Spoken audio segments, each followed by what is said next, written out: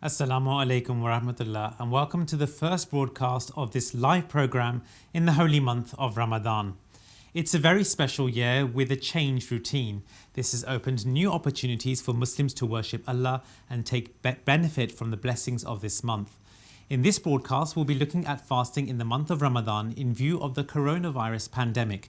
As usual, we'll be asking you to kindly send us your questions to us at live@mta.tv and to continue to follow us on Twitter and Instagram. The situation this year has sparked many questions about the safety of fasting and the inability to worship as normal in mosques. Let's take a further look at the impact this has had across the world. Days before the holy fasting month of Ramadan begins, the Islamic world is grappling with an untimely paradox of the new coronavirus pandemic. Enforced separation at a time when socializing is almost sacred. This year, everything is closed.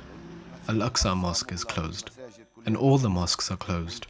The churches are closed as well. So the situation in the country is hard. The holiest month in the Islamic calendar is one of family and togetherness, community, reflection, charity and prayer. But with shuttered mosques, coronavirus curfews and bans on mass prayers, some 1.8 billion Muslims are facing a Ramadan like never before. Now, unfortunately, doors remain closed. If this continues, this will certainly be the worst Ramzan to have passed the Islamic world and all Muslims. Across the Muslim world, the pandemic has generated fresh levels of anxiety ahead of the Holy Fasting Month, which begins on April 25th. In Jordan, as in neighboring Arab countries, the government has announced what limited Ramadan rituals will be permitted. For millions of Muslims, it already feels so different. The holy month of Ramadan is in a few days. Throughout Ramadan, we must also perform Tarawih prayers at home. The mosques will not be open for Tarawih prayers. Dampening the festivities before they begin, the coronavirus is also complicating another part of Ramadan, a time when both fasting and charity are seen as obligatory. In a pandemic like this, the first thing we should do is pray a lot, astaghfar, and stay calm. We should not leave the area. All this means is that this Ramadan you offer congregational prayers at home and take part in virtual Quran classes in place of listening to the dars at the mosque. I have made a place to pray in my house. I gathered my sons and arranged with them a place for us to pray, so we can pray together the mandatory prayers, Tarawih, prayers after Iftar, Qiyam, special Ramadan prayers, and Fajr, morning prayers. Thank God. What I did, as I told you, is a prevention for us from diseases and from this pandemic spread. So we've seen how Covid-19 has impacted the holy month of Ramadan. More importantly, let's see what Hazrat Amir al-Mu'mineen Ayyadahullah Ta'ala bin Nasrahil Aziz had to say in his latest Friday sermon. आजकल virus की बीमारी की वजह से लोग सवाल करते हैं कि गला खुश्क हो जाएगा, ज़्यादा इम्कान बढ़ जाएगा बीमारी का, रोज़ा रखें या ना रखें। मैं कोई उमूमी फतवा या फ़ैसला नहीं देता इस बारे में। मैं यही उमूमन लिखता हूँ कि तुम लोग अपनी हालत देखकर खुद फ़ैसला करो और पाक दिल होकर तक़वा पर कायम रहते हुए अपने दिल से फतवा लो। कुरान करीम की वाज़ेह हिदायत है कि मरीज़ हो तो ना रखो। मरीज़ होने के इम्कान पर कि मरीज़ बन जाएंगे, रोज़ा छोड़ना ये गलत है। जैसा कि हज़रत मसीह अलैहिस्सलाम ने फरमाया है कि फिर तो एक उधर से दूसरा उधर और एक बहाने से दूसरा बहाना बनता चला जाएगा। अगर कोई कहे कि डॉक्टर कहते हैं कि ये मुश्किल हो सकती है, तो मैंने मुख्तलिफ माहिरीन डॉक्टरों से राय ली है। उनकी राय में भी इख्तिलाफ है डॉक्टरों की अपनी। बाद माहिरीन ने वादे लिखा कि ये कोई यकीनी बात नहीं है कि रोज़े से बीमारी ज़रूर आएगी। हाँ, अगर आसार ज़ाहिर हों, खांसी या हल्का बुखार भी हो तो रोज़ा छोड़ दें, या और कोई सिम्टम देखें तो रोज़ा छोड़ दें। अगर रखा हुआ है तो तोड़ दें। जो डॉक्टरों में से भी जो इस बात का रुझान रखते हैं कि नहीं रखना चाहिए या बाद शर्तें ऐसी आयद करते हैं, इसका नतीजा यही निकलता है आखिर में कि ना रखो तो बेहतर है, उनकी वाज़ेह राय वो भी वाज़ेह राय नहीं रखते, डराते भी हैं और साथ ही ये भी कहते हैं कि खुराक का ख्याल रख कर फिर रखे जाएं। अब जो गरीब लोग हैं वो किस हद तक यहाँ किस चीज़ का ख्याल रखें खुराक का। तो बहरहाल मुख्तलिफ आरा देख कर तो यही राय कायम होती है कि रोज़ा रखने में हर्ज नहीं है। हाँ, अगर हल्का सा भी शुबा है तो फ़ौरन रोज़ा तर्क कर दें। बाज़ का ख्याल है कि जिस घर में मर्ज़ है और ख़ुद वो शख्स चाहे सेहतमंद भी हो तो वो भी रोज़ा न रखे, लेकिन दूसरे डॉक्टर की राय है कि इसका कोई जवाज़ नहीं है। बहरहाल रोज़ा खोलते हुए और रखते हुए पानी का इस्तेमाल करना चाहिए, और जो ज़्यादा फ़िक्रमंद हैं अपने बारे में और अफोर्ड भी कर सकते हैं वो अपनी ऐसी खुराक भी खा लें जो पानी को ज़्यादा देर रिटेन रख सकती है जिस्म में। बहरहाल जब डॉक्टरों की राय में इख्तिलाफ है, जिसमें अमेरिका के डॉक्टर भी शामिल हैं और जर्मनी के भी और यहाँ के भी, तो फिर बिला वजह रोज़ा छोड़ना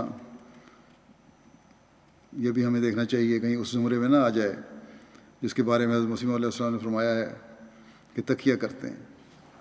हाँ, एहतियात लाजमी है। As you can see, Islam is a practical religion and encompasses a sense of flexibility and mercy for all people. To discuss this further, we are joined by Mansoor Clark Sahib, who is a missionary for the Ahmadiyya Muslim community and is currently serving in the International Press and Media Department. Welcome to the program, Mansoor Sahib. And can I go to our first question, which is, many people are asking about Tarawih prayer. If we can't go to the mosque, how can this be performed? The key thing to realise here is that many people have fallen into the misconception, firstly that Tarawih prayers are farz, compulsory, and secondly that one must complete a full cycle of the Holy Quran within the Tarawih prayers during the time of Ramadan. In fact, both of these assumptions are actually incorrect. The Tarawih prayers, in fact, were only performed for a number of short days by the Holy Prophet Muhammad, peace and blessings of God be upon him, so that people would not take them as farz and compulsory. They only became a more widely organised daily occurrence in the time of Hazrat Umar Radhiyallahu anhu. Having said this, of course, they can be performed for the sake of blessings, but again, there is no need to finish the whole of the Quran within this 1 month of Ramadan during these Tarawih prayers. Rather, just as is the case with other prayers, one may recite even smaller portions or chapters that they know by heart, and this again is supported by the Holy Quran. Jazakallah Mansoor Sahib. Now, all Muslims know about the spiritual benefits of fasting, but what about the physical benefits? Should we be careful about the foods that we eat at suhoor and iftar? And can we use this time to trim down and become more healthy? If you're watching your calories during Ramadan, have you wondered what those calories look like? Apples are a great source of nutrients, and this many apples will give you around 200 calories.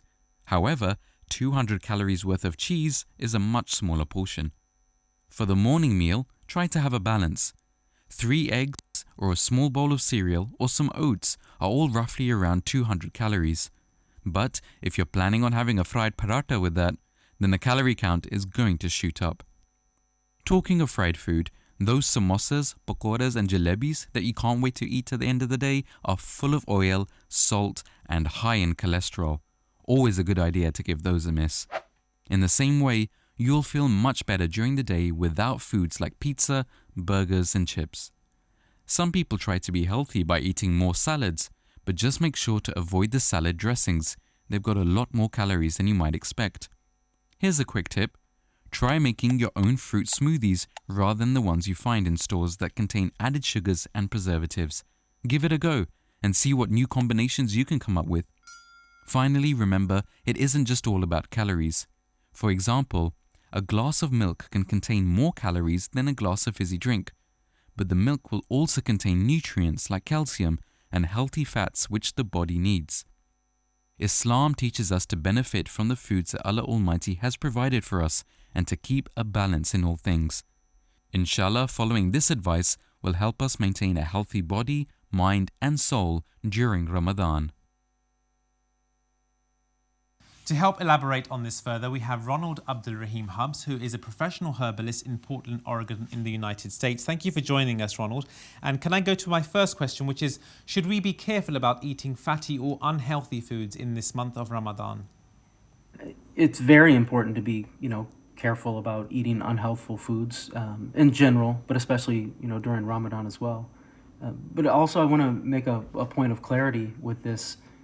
Fatty foods are not necessarily unhealthful. Now, there is a classification of fats that I would call unhealthful. That would be hydrogenated fats or trans fats. These are fats that have been overly processed, so that they don't go rancid, and these are generally vegetable oil, corn oil, soy oil, these types of things.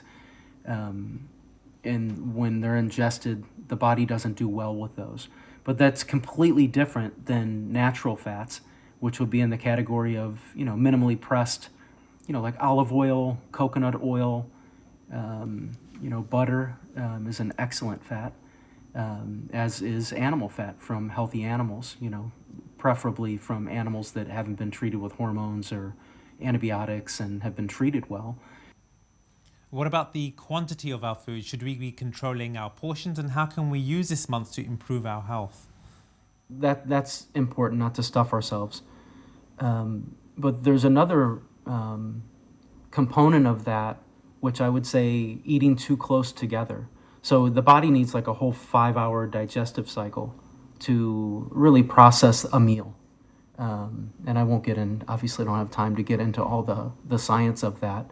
But if we eat like anything, even a snack, anything really over, I think it's like 30 calories, the body looks at that as a meal. And so it'll put the brakes on the last digestive cycle.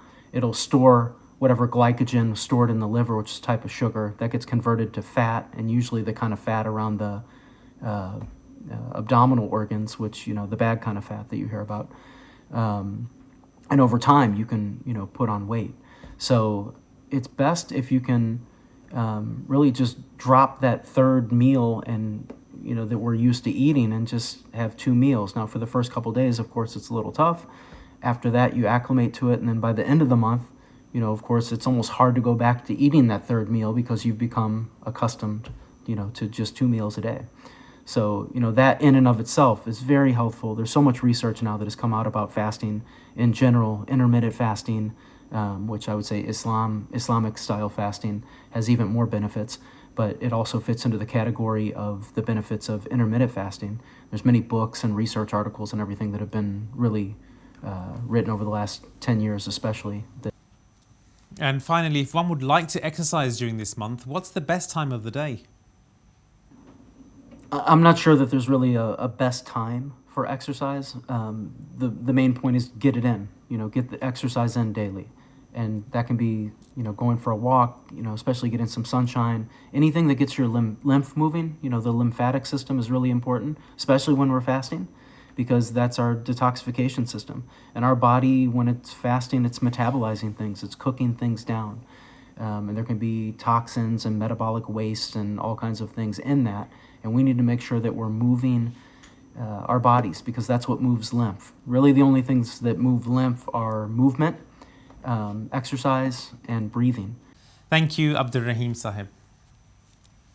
Now, Ramadan is a time when Muslims around the world care and share. Muhammad sallallahu alayhi wasallam is rahmatan lil alameen, so there is no doubt that the faith of Islam that he brought to us would benefit all. Let's discuss this further with our next guest, which is Dr. Craig Considine, who is a global speaker, media contributor, and public intellectual based at the Department of Sociology at Rice University. His opinions have appeared in the New York Times, Washington Post, CNN, the BBC, and many more. Welcome to the program, Craig. Thank you for having me. Can I go to our first question, which is essentially, is fasting only limited to Muslims? So I think Muslims are unique in the sense that they have an entire month of engaging in fasting as an obligation of faith. But as a Christian, I'm also quite familiar with the history and the tradition of fasting in my own faith of Christianity. So I'll give you a couple examples. One is historical with Jesus himself. So before Jesus started his public ministry, he self-isolated in the desert. And for 40 days and 40 nights, we know that he was alone. And it was during this period that he actually fasted as well. And this is right before he entered into his public ministry. And this is when he was tempted by the devil, but also defeated the devil. So that is a significant historical fact. And we also know, at least in the Catholic tradition of which I'm a part, Lent is also a holy period in which many Catholics and Christians themselves will engage in a type of fasting. So in previous years during Lent, we're asked to give up something, and I've given up basically eating during the daytime in a similar fashion to what Muslims do during their own holy month. Craig, how does society as a whole benefit from Ramadan? Ramadan is a holy period in which the essence of the Quran is displayed in people's actions and behavior. And we know that the Quran emphasizes to the utmost the themes and values of compassion and mercy. So it's beautiful to witness Muslims during the holy month to give back to humanity, to be of service to their communities, whether it's through fundraising or providing food to the needy. So the essence of the Quran, the humanity of the Quran, is seen in the people's character and conduct during the beautiful holy month of Ramadan. Craig, this Ramadan is taking place in special circumstance. How can we all increase our mutual understanding and bring about more social harmony this month? Well, I think the COVID-19 situation provides us with a couple of opportunities to increase interfaith harmony between the peoples of the world. For starters, all religious communities, no matter what system of belief or sect you might follow, this is an opportunity for us to be of service to one another, regardless of religion, regardless of race or ethnicity. So providing for the needs of the people is fundamental, and this can happen regardless of belief or faith. And then the second one is, and we've seen this via Zoom calls and Skype and an increase in kind of virtual interactions. This is a great opportunity for people of different faith backgrounds to come together over the computer, over our phones, and to have prayers, joint dialogues with one another. I personally have participated in many of these. So these are just two examples that Ramadan 2020 is unique, but it also can be of great benefit to all of us. Thank you for your time, Craig. Now, the coronavirus pandemic is affecting countries differently. Africa as a continent was later at having cases of coronavirus, yet many countries went into lockdown early. Let's have a look at a special report from the West African nation of Ghana. The world is facing an unprecedented situation of COVID-19, which is the SARS-CoV-2 virus, and has affected so many facets of our life. Many countries in the world, including Ghana, have resorted to following the protocols of the World Health Organization, the WHO, including distancing, safe distancing, or social distancing, which has resulted in many businesses, many educational institutions closing down, shutting down from their normal business work. It's also resulted in the prices of food, the staple foods, rising from about 20% to 33% increment, affecting people who are poor and the destitute. As you walk around the city of Accra, the capital city of Ghana, for example, you would see many youth who would have normally been engaged in meaningful work, earning by the day, now begging for their sustenance and food. Children are in the house. Parents who normally would have gone out to work are at home. Some are now getting used to working online. But unfortunately, For those within the food supply chain, many cannot work online, and it is affecting the whole society. This is Ibrahim K. Asante reporting for MTA International, Africa. Ramadan is a time for all of us to enjoy, and that includes children who look forward to breaking their fast and waking up with the Hajjat and Fajr with their families. आया महीना वो के जिसका नाम है रमजान आया महीना वो के जिसका In this holy month of Ramadan, let's all pray together बना बर अज़मत for the whole of mankind, for a better and safer future. बना बर अज़मत रमजान मिलती नहीं ताकत के करे शुक्रिया. With that, we conclude today's broadcast. We hope and pray that this Ramadan is full of blessings for you and your families.